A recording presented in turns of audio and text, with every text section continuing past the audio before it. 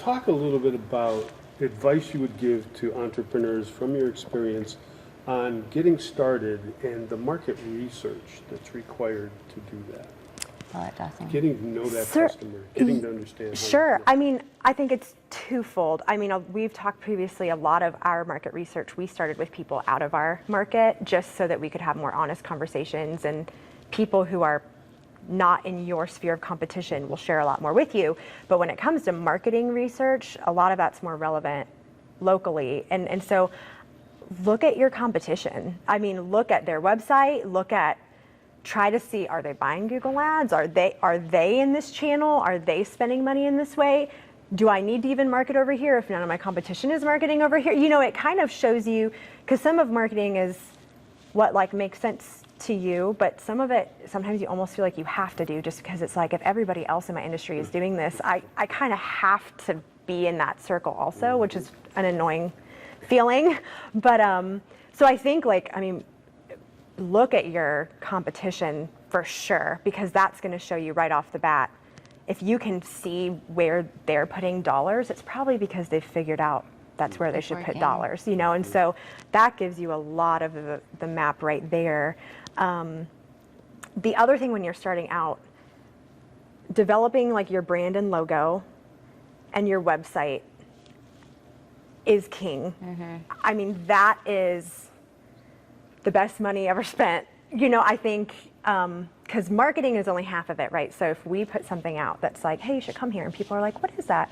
They click and go to your website. If your website's garbage, right, they're probably not going to come. You know, they're probably not, that's going to turn them off. We've seen that for our event side of things and for the farm side of things. And so if you, and I know there's upkeep required for websites, but if you kind of bite the bullet and just get a good website, it can be simple, but a good looking website, right, I don't even know if you can quantify the return you'll get from that, because I mean, we sat in a room actually right up here 6 years ago and chose our fonts. Like, we literally chose the fonts. Yes. That what fonts do we want the rest of our lives? Like, and it matters because the consistency and the branding, you know, if you just figure that out up front, it's done, you know? And so we have 2 fonts that we use for everything. And it's wild. I mean, it works. I mean, everything we send out, every on the website, every email, it's all those fonts. And then with our photography, we've just fallen into the most beautiful relationship with a photographer who actually found us opening year and emailed us a photo, and we kind of work with her, and she comes in and does branding photos for us and takes pictures of us and our products and our facilities, and that is why our website is consistent and why our Instagram is consistent and beautiful. It was kind of an accident. We never in our mind thought, I will only ever work with this person ever again, but it just, the relationship was very mutually beneficial. It worked both ways, and that is the only photographer now. Anything we put out on social media or anything comes from one source, and it's created this aura and vibe that has become specific to what we do, and that was kind of a happy accident. But it's a great advice. It is. I mean, because I think it's just, you're creating a brand. You know, day one when we were picturing our business, we weren't sitting there being like, okay, what vibe do we want like this to have? And that sometimes I think it can happen, most of the time it just happens accidentally, and for us it was kind of a happy accident that it was just more convenient for us just to kind of keep working with this person. And now we have this very consistent imagery, and I think in marketing that's really important, because people want to see what you want to show them, hey, this is what your experience could be, you know, this is what you could do if you were here, and they want to see that, and they want to feel the emotion of that. And well, and consistency creates trust, right? So you know, when you see the repetitive images, they believe that that's what they're going to come here and get, and then that's what they do get, you know, so it's all part of marketing. So things like you say, fonts and colors and photo style and the feel of things is your brand. And if that's not your bread and butter, get a professional to help.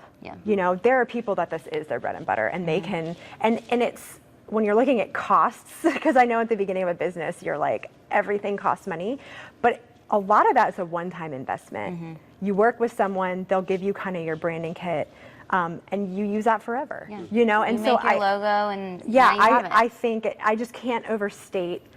I don't care if you're selling a car wheel or something that's not this fuzzy feel good. I don't know what your business is, but it will only benefit you to look professional, to look like the images reflecting your business, that you care about it. You know, I mean, it will only help you no matter what industry if you appear attractive. And I would recommend paying as much as you need to for that. And that's a little bit about the market research and the research you put into getting started. What about ongoing? What happens to that research effort over time? So I think as you get started, you're not only reflecting on how it's going with the community interacting with your business, but you're also kind of getting to know yourself a little bit.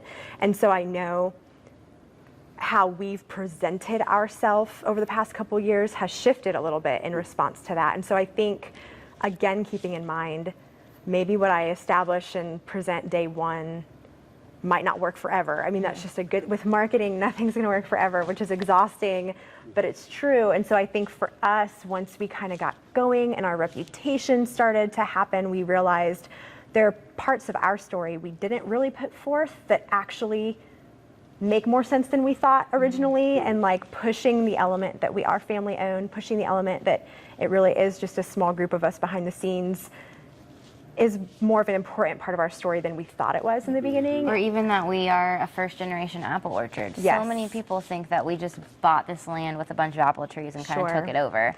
And we really have changed our tune as far as what we thought was important when we first started, which was, you know, we're legitimate. We are a family of farmers and from generations of farmers, to kind of almost, you know, backpedaling a little bit. Believing that what we have to offer is legitimate and it is good, and kind of trying to tell our story and take ownership over what we've created. Right, a little bit more vulnerably telling our story. And it's okay to change the content, but I think in terms of branding, everything has still stayed consistent from the very beginning. Right, I think we've just highlighted pieces as we've gone that we've realized people are more interested in knowing about, or that give a little bit more of an accurate picture of just the story of where we came from.